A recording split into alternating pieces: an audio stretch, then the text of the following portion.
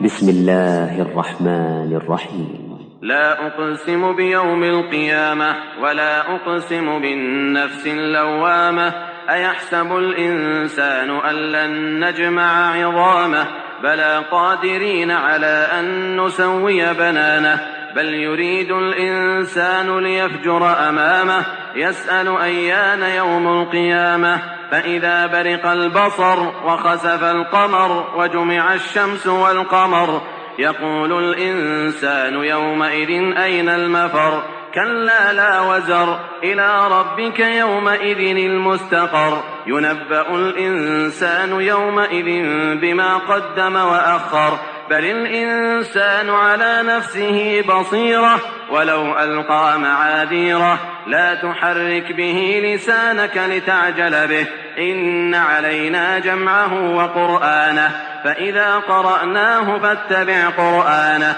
ثم إن علينا بيانه كلا بل تحبون العاجلة وتذرون الآخرة وجوه يومئذ ناظرة إلى ربها ناظرة ووجوه يومئذ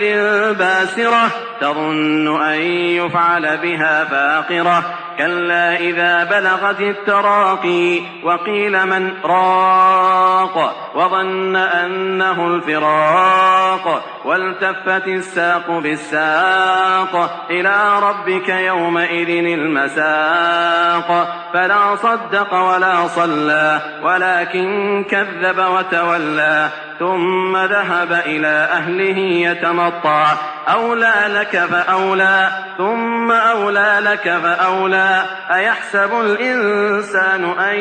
يترك سدى ألم يك نطفة من مني يمنى ثم كان علقة فخلق فسوى فجعل منه الزوجين الذكر والأنثى أليس ذلك بقادر على أن يحيي الموتى